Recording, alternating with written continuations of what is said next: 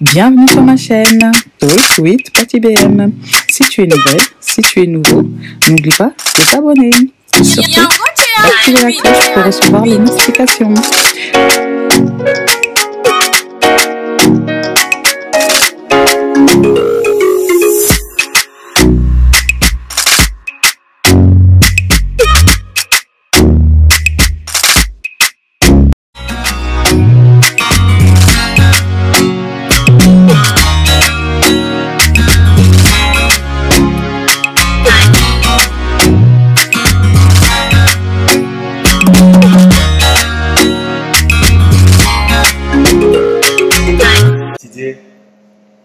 Que d'aller à ce musée-là, à Quai Branly, pour réclamer ou revendiquer la restitution des levures. Merci déjà, merci pour cette disponibilité que vous nous accordez. Il est évident que l'Afrique entière sait les plaies qui nous ont justement frappés. Et quand on a la douleur, on sait tous évidemment d'où est partie je dirais, la frappe ou la violence qui nous a blessés et qui nous a ouvert nos cœurs. Depuis un moment donné, d'aucuns d'entre nous ignorent que nous sommes engagés dans une lutte véritablement pour la libération de notre mère patrie d'Afrique. Et cette lutte de libération implique notamment une dimension telle qu'inscrite d'ailleurs, je dirais dans le point 13 de notre manifeste, il est inscrit justement cet aspect de la réparation. Et dans cet aspect de la réparation, nous avons étalé cette réparation en 7 points ou 6 points. Il y a notamment la réparation sur le plan juridique, la réparation sur le plan financier, sur le plan économique, une réparation politique, une réparation morale, d'où les nations occidentales doivent restituer en fait et geste ce qui s'est passé. Dire la vérité aux Africains et aux Afro-descendants, qu'est-ce qui s'est passé pendant cette période? Il y a notamment cet aspect juridique qui nous dit la nécessité aujourd'hui de mettre en place des documents juridiques de haute portée internationaux qui justement doit déclarer, si j'ose dire, les razzias négrières et l'ensemble de toutes ces violences commises contre notre peuple comme des crimes et des génocides contre l'humanité. Et interdire ceux qui l'ont fait de ne plus aller dans ce sens. Il y a cette vérité, cette réparation financière.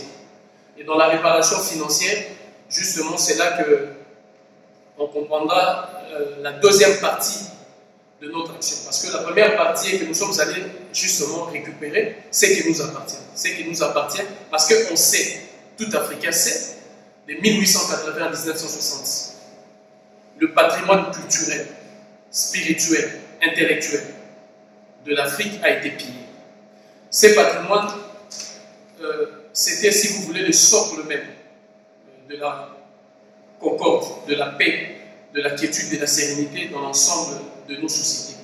Et une fois que ces objets, comme on l'appelle aujourd'hui, mais ces entités ont été pillées, ravagées, c'est le déséquilibre total au sein de nos sociétés, c'est l'équilibre total, déséquilibre total au sein de nos familles.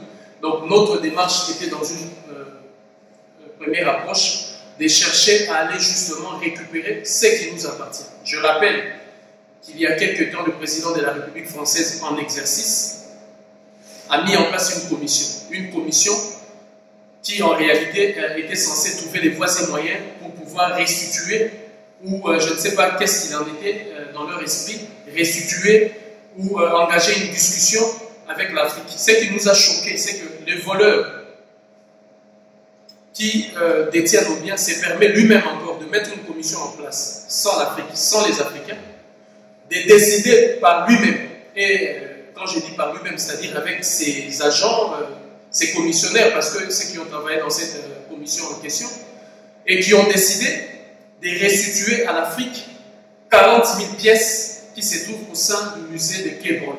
Parce que je rappelle que le musée de Quai Branly, jusque-là, par rapport à ce qui a été répertorié officiellement, contient 90 000 pièces en provenance de l'Afrique dite subsaharienne. Et Emmanuel Macron décide, à travers sa commission, qu'ils vont restituer 40 000 pièces. Donc, il est à lui de décider décider s'il va suivre ces recommandations ou pas. Mais c'est ça qui nous a encore plus choqués. et qui a poussé, si vous voulez, précipiter simplement cette action qui était déjà une action qui doit être menée, qui devait être menée depuis déjà de lustres temps. Et Emmanuel Macron, par cette décision immature et provocatrice, a voulu justement nous pousser encore dans l'action. Il décide que nous allons restituer 40 000 et non pas 50 000. De quel droit décide-t-il déjà qu'il va restituer 40 000? Et parmi les 40 000 pièces, quelles sont les pièces que lui, il a estimées qui sont à restituer à l'Afrique et quelles sont les pièces que l'Afrique ne doit pas répondre en ce moment? Donc voilà aisément l'ensemble de ces éléments qui aujourd'hui a décidé de notre action pour aller au musée de Quai Branly et récupérer, si vous voulez, parce que je précise, nous ne sommes pas allés là-bas pour aller demander la restitution de nos œuvres ou de nos entités culturelles. Nous sommes allés récupérer. C'était justement l'action qui a été posée parce que nous étions dans la récupération et nous sommes dans la phase de la récupération de nos biens et de notre patrimoine. Notre patrimoine, on aura le temps peut-être dans les jours à venir d'expliquer tous ces patrimoines africains que nous voulons récupérer au mains de l'Occident, prévaricateur et voleur.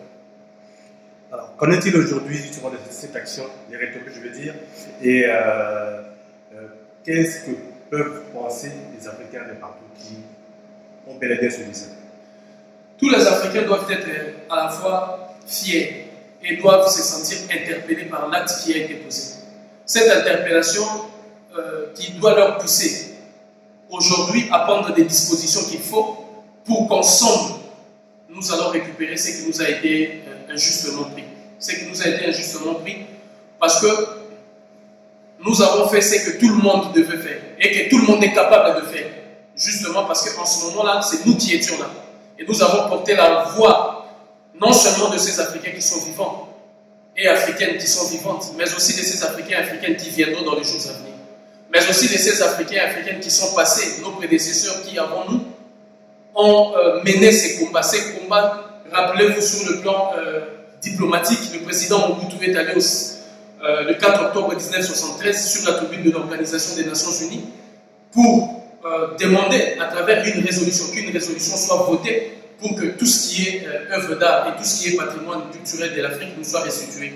Cette résolution n'a jamais vu le jour. Beaucoup de dirigeants africains ont entamé des négociations, des discussions sur le plan diplomatique, sur le plan politique. Ça n'a jamais abouti. Alors nous avons estimé que c'était une insulte encore d'aller dans ce sens. Pourquoi? Parce que nous estimons qu'on n'a pas demandé l'autorisation et la permission à un voleur qui nous a volé. Lorsque quelqu'un vient chez nous, en notre absence, vole, pille, tue et prend nos biens, lorsqu'on nous dit que vos biens se trouvent dans tel lieu, on doit aller les récupérer et affronter les voleurs s'ils s'entêtent pour pouvoir regarder. C'est cette démarche-là dans laquelle nous nous sommes inscrits. Aller auprès du voleur, récupérer ces choses-là et le ramener à la maison. Et tout Africain et Africaine, partout où ils se sont aujourd'hui, c'est un appel, je dirais, de fraternité, un appel de dignité, un appel à l'unité pour que chacune et chacun se joigne à nous aujourd'hui, que nous puissions ensemble aller récupérer ce qui nous appartient. Partout où vous êtes, surtout dans l'hémisphère occidental, commençant par Paris où nous avons commencé, jusqu'à Washington, New York, passant par Bruxelles, passant par Madrid, passant par Lisbonne, passant par Berlin, passant par Londres et de partout. Et justement, cette action doit permettre aussi au peuple de l'Asie de venir récupérer leur patrimoine, au peuple de l'Océanie, au peuple des Amériques de venir récupérer leur patrimoine. Et c'est dans cet esprit et dans cette démarche-là que nous nous sommes inscrits pour justement récupérer ce qui nous appartient. Alors, il y a une question qui revient souvent, hein, depuis ce week-end. On récupère ces objets-là, mais on ne les met plus. Ne sont-ils pas plus en sécurité dans ces musées-là?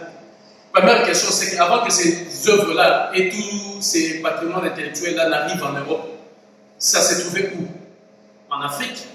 Il y a parmi ces pièces-là des pièces qui datent de l'an 1400, 1500, 1600. C'est-à-dire qu'il y a des pièces qui ont, je dirais, 500 ans de vie, 300 ans de vie, 200 ans de vie. Au mains de l'Occident, ça ne fait que 200 ans qu'ils les ont. Bon, pour qu'ils viennent eux trouver des pièces qui datent de plus de 300 ans, de plus de 100 ans, d'un siècle, comment nous avons fait pour conserver ça? De pouvoir protéger ces œuvres-là. Donc ça, c'est un faux fuyant. Et troisièmement, lorsque nous demandons la restitution de nos biens, nous demandons aussi la réparation financière, c'est-à-dire tout l'argent qu'ils ont amassé derrière ces œuvres d'art. Je vous rappelle que lorsque nous étions au musée de Quai Branly, le droit d'entrée s'est fixé à 9 €. Le droit d'entrée est à 9 € par rapport à la situation du Covid-19, la pandémie du Covid-19, parce qu'ils ont baissé le prix. Habituellement, le droit d'entrée, c'est 15 € et 12 € au musée de Quai Branly. Alors, faites les calculs. Je pense que pour l'année 2014 ou 2013, la recette du musée de Quai Branly était approximativement à hauteur de 8 millions, 9 millions d'euros. Alors, faites les calculs par rapport aux années, aux différentes années, combien ils ont avancé. Donc, cet argent qu'ils vont nous restituer, cet argent nous permettra justement aussi de consolider les infrastructures qui existent déjà et d'en construire de ce qui n'existe pas pour que nous puissions justement le conserver. J'ai dit bien, je précise, les conserver pour un laps de temps, afin de permettre aux sociétés africaines de se réapproprier ces œuvres-là. Parce que quand ces œuvres-là repartiront en Afrique, ça ne restera pas dans des musées.